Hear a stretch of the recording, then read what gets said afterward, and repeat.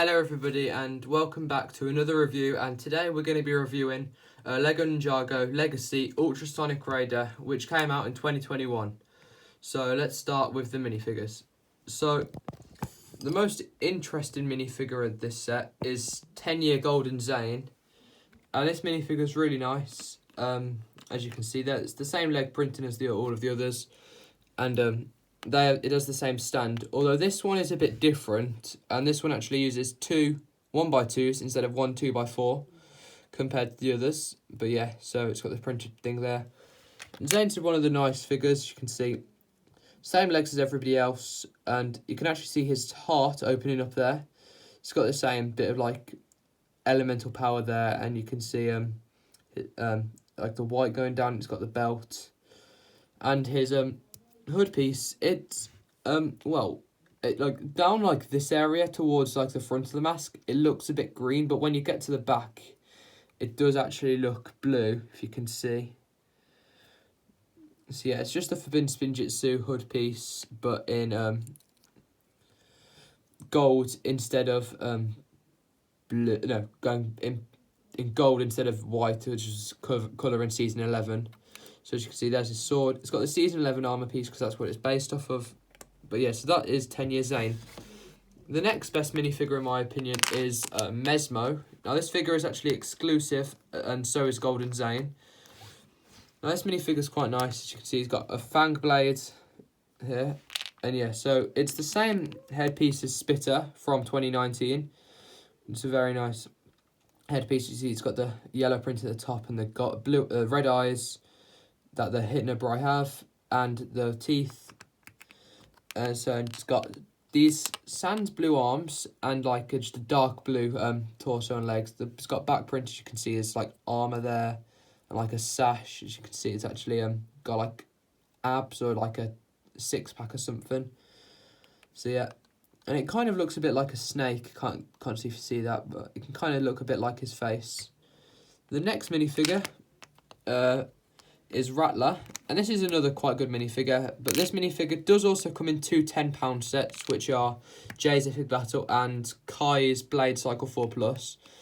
But it's a nice minifigure. As you can see, there's no printing on this, but it does have back printing on the face, which is a bit weird because you can't see it. So I think I'd have rather actually had not face printing, printing on this part instead of this part here. As you can see, it's got another sash, and he's around another six-pack, and you can kind of see there's kind of a snake on that one as well. It uses sand blue, it's got knee pads, and yeah, so that is Mesmo. So the rest of the minifigures are a bit, they're a bit common. So first of all, we've got Legacy Zane. Now weirdly, this set does actually come with two Zane minifigures. I don't know why they did that. I think they should have just included Zane in Kai's Fire Dragon, this golden one here, and then replaced this Zane from the Fire Dragon for a different minifigure. But yeah, so it's got a silver sword on the back, Season 11 armour, same face print as Golden Zane, and just the normal shurikens of ice. Well, just shuriken pieces, they're not even shurikens of ice at this point. They just use the generic shurikens. So yeah, that is Zane. As you can see, it's the dragon. Got the little bit of blue there. It's just the generic Legacy Zane minifigure. Next up is Legacy Cole, and this is his Scyther Quakes. And he's also got a silver sword. And there's not much to say about these minifigures. It's just the common Legacy. You can see he's got the dragon, the Ninjago movie face print, Season 11 armour in gold. It's got the scales there at the front, which is different compared to the other Legacy. Well, not scales, but like, you know, that thing there. But yeah, that's Legacy Cole. Legacy J, nothing much. Probably my favourite out of the Legacy suits. I think this one's quite nice. And then you can see his nunchucks. I think this suit is actually improved quite a lot by adding this gold armour piece. I think it just makes it look a lot better. It's got a silver sword, Ninjago movie face.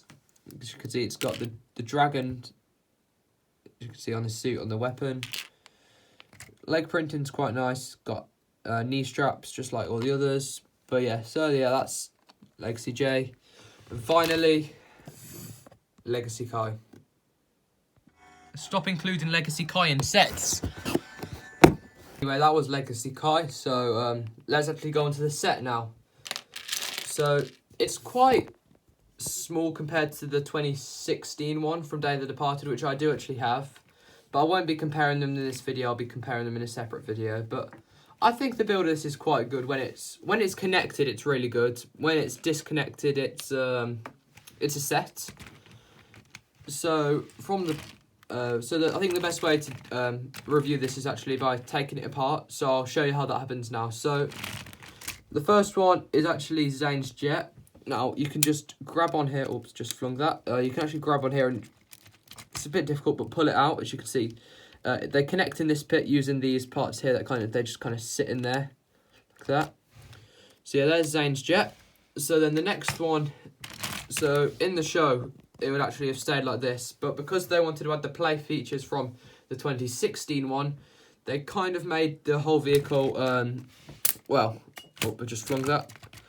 Yeah, if you've seen these side bikes, they're interesting compared to the 2016 ones. Quite separate and don't make much sense, but then what you do, we've got this main bike here, and that actually flips forward, which actually makes quite a nice thing, and I actually quite like this on its own. So yeah, I'll start by reviewing that. So this would be Cole's vehicle. I'm just gonna so yeah, so you can see the cockpit. This is a sticker here.